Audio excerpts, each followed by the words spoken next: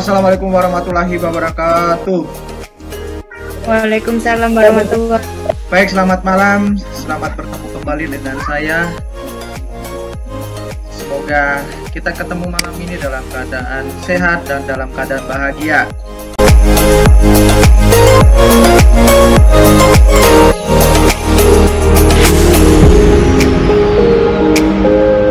Terkait dengan kasus penyesuaian, ya, yang pertama yang perlu saya berikan kepada teman-teman atau yang saya tunjukkan kepada teman-teman adalah berkaitan dengan apa? Beban yang ditangguhkan. Contohnya seperti apa, Pak, beban yang ditangguhkan? Maka kita lihat bersama. Dia katakan di situ apa? Sebagian dari perlengkapan ini telah digunakan pada tanggal 31 Desember melakukan perhitungan fisik yang menunjukkan bahwa perlengkapannya tersisa sebesar 760. Ya.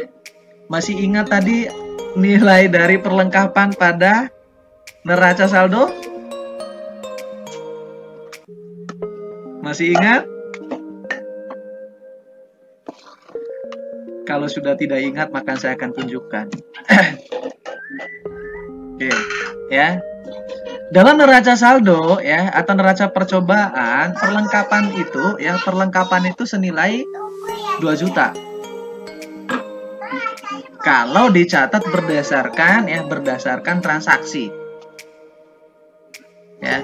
Namun kalau yang berkaitan dengan perlengkapan itu, ya, itu pasti dilakukan stok opnam, ya. Pada akhir periode itu dilakukan stok opnam untuk mengetahui, ya, berapa yang sudah dipakai.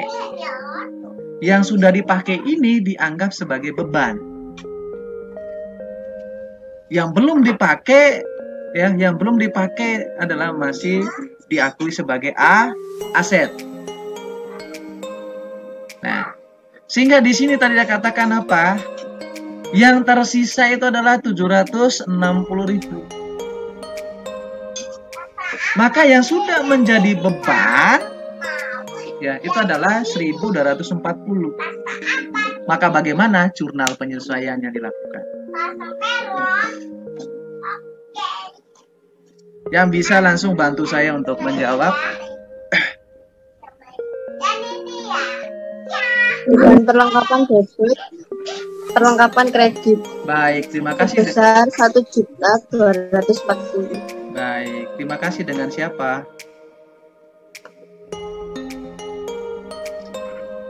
Enggak, Pak. Dengan siapa? Hasbi, ya? Melinda. Oh, Melinda. Baik, terima kasih Mbak Melinda. Oke, ya. Betul sekali, luar biasa, ya. Maka jurnalnya itu adalah mendebet beban perlengkapan sebesar 1 juta atau 1.240 dan mengkredit perlengkapan. Ya. Nah, dari sini, ya, dari jurnal penyesuaian ini, ya, maka harus diposting ke dalam buku besar. Bagaimana pengaruhnya terhadap buku besar? Maka kita akan lihat. Ya. Pengaruhnya terhadap buku besar akan terlihat adalah pasti langkah-langkahnya masih ingat kan? Ya, mudah-mudahan tidak lupa. Ya, maka saya akan langsung, ya. Maka di situ adalah, ya, saldo perlengkapan ada di debit. Karena dilakukan perhitungan fisik yang sudah menjadi beban itu adalah berapa? 1.240, maka di kredit. Beban perlengkapannya akan bertambah. Yang semula beban perlengkapannya itu adalah 800.000 atau 800 rupiah, ya, maka akan bertambah lagi karena adanya perhitungan fisik. Lalu pertanyaannya lah, berapa perlengkapan yang masih yang diakui sebagai aset? Mas siapa ini? Mas Fasi.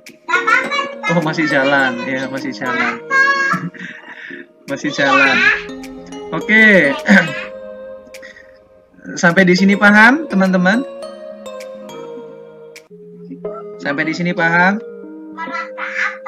Silakan angkatkan jempol jika paham.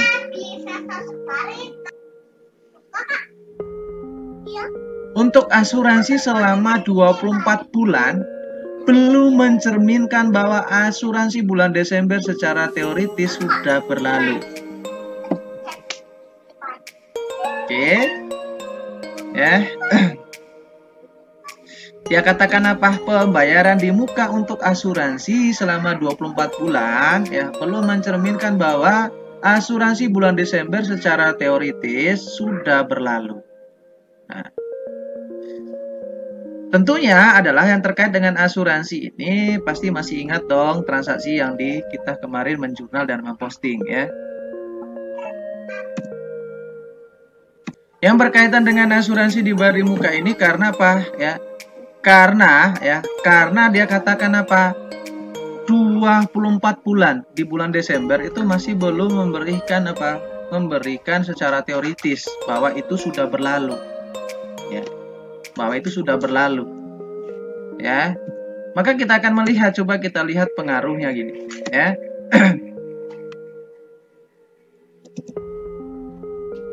Oke, ya, baik. Nah, yang perlu digarisbawahi teman-teman ya. Artinya apa? Ya, artinya ya. Pada bulan Desember ini kita harus menghitung beban yang terjadi pada bulan Desember. Jadi yang kita sudah pakai itu yang dihitung. Ya, itu yang dihitung. Yang belum terhitung ya. Yang belum kita pakai itu masih diakui sebagai aset ya. Yang belum diakui atau belum kita pakai itulah masih diakui sebagai aset ya. Baik ya. Karena yang berkaitan dengan penyesuaian ini adalah tadi dia katakan kita menyesuaikan transaksi-transaksi yang pada kondisi yang sebenarnya ya. 2 akun kita sudah lewati, masih ada akun-akun lain juga yang harus disesuaikan ya. Nanti saya akan memberikan hari ini saya akan memberikan 2 akun dulu ya, 3 akun dulu ya. Nanti dilanjut dengan minggu depan. Nah, dari 2 akun ini ya, dampaknya apa jika tidak dilakukan penyesuaian? Kan itu. Apa dampaknya atau resikonya apa jika tidak memperhatikan atau tidak melakukan penyesuaian terhadap 2 akun tersebut? Maka yang terjadi atau resiko yang akan timbul ya, resiko yang akan timbul akibat ya dari mengabaikan penyesuaian ini adalah apa? Ya, kita akan lihat. Yang pertama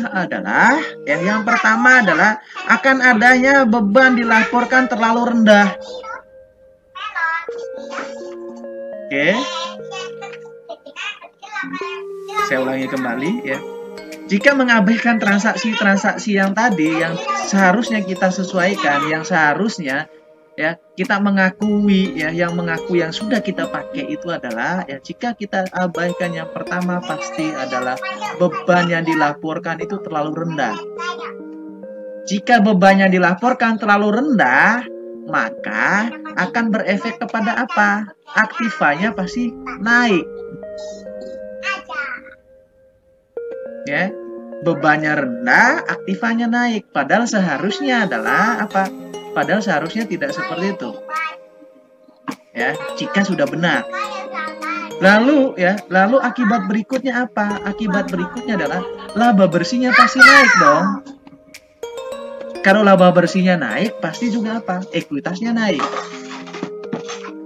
Ya. Jadi jika kita mengabaikan dua transaksi tadi, yang seharusnya yang kita akui adalah yang sudah kita pakai, jika kita tidak mengakui atau melakukan penyesuaian, maka yang pertama adalah ya pasti bebannya terlalu rendah. Jika bebannya terlalu rendah, maka yang jelas pasti labanya pasti naik. Ya, kalau beban dan labanya naik, pasti ekuitasnya juga naik. Lalu yang berikutnya lah, kalau bebannya rendah, maka asetnya pasti tinggi.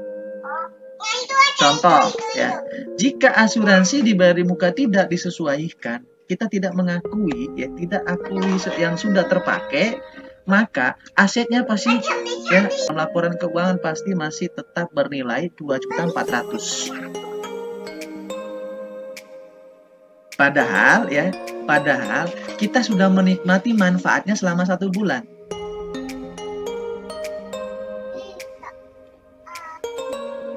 Semua yang sudah kita manfaatkan dalam sebulan itu harus diakui sebagai beban. Lalu yang berikutnya adalah saya akan memberikan contoh lagi, satu contoh lagi ya sebelum kita berakhir ya, yang berkaitan dengan pendapatan yang ditangguhkan. Ya. Contohnya apa ya?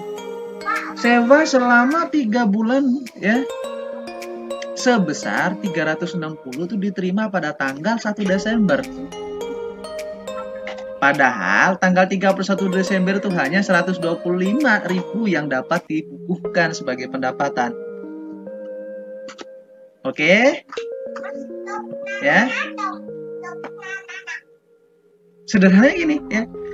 Jika sewa yang kita terima ini untuk periode 3 bulan ya, yang periode 3 bulan ya, jika kita akui semua ya, maka apa yang akan terjadi? Pasti laba bulan Desember pasti naik.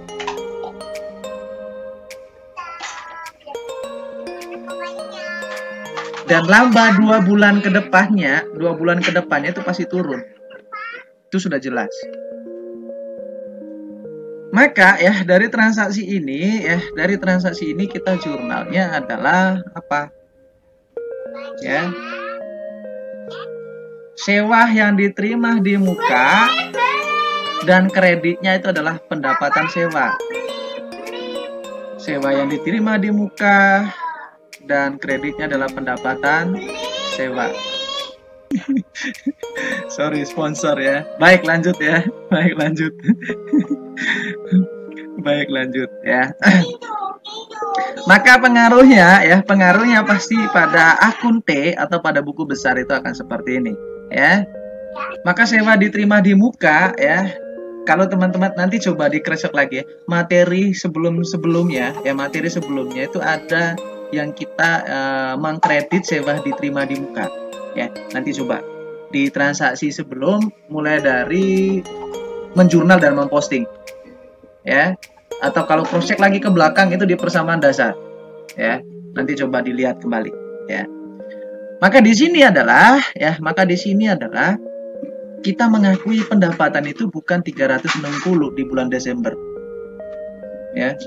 Tapi kita mengakui hanya 120 karena kita di bulan Desember itu adalah hanya mendapatkan manfaat dari 120, bukan dari 360.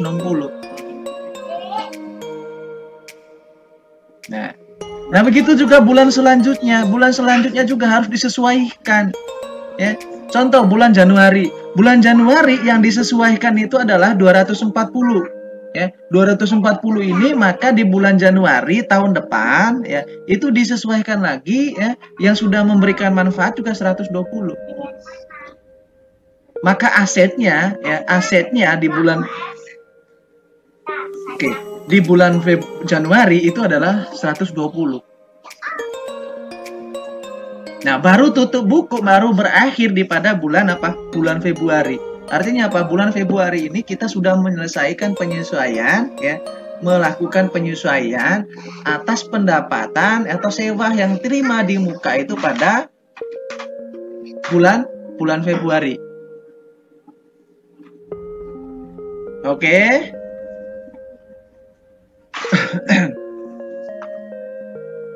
Nah, yang terakhir adalah apa dampaknya gitu kan ya? Dampaknya jika kita tidak melakukan penyesuaian atas apa? Atas 360 ini. Ya, pasti dampaknya akan memberikan apa? Yang pertama adalah pada laporan laba rugi, pendapatannya dilaporkan terlalu rendah. Ya. Habis itu apa? Pasti pengaruhnya kepada liabilitas, ya. Liabilitasnya dilaporkan terlalu besar. Lalu ya, yang kedua adalah dampak yang keduanya pasti laba bersih terlalu rendah.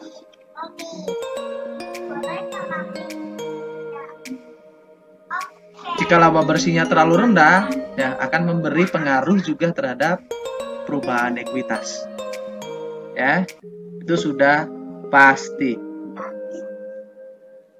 Oke, teman-teman ya, teman-teman.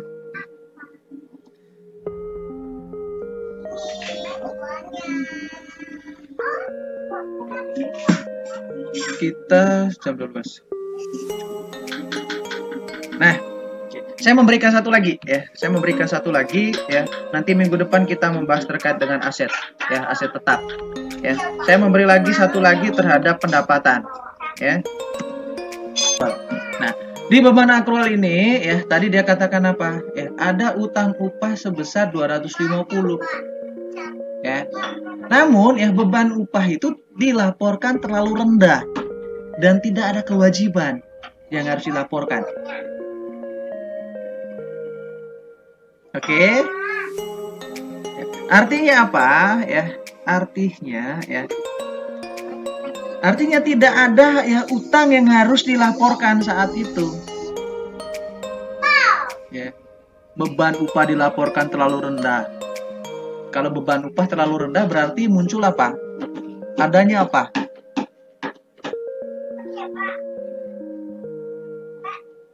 Kalau upahnya terlalu rendah yang dilaporkan artinya masih ada upah yang belum dibayar.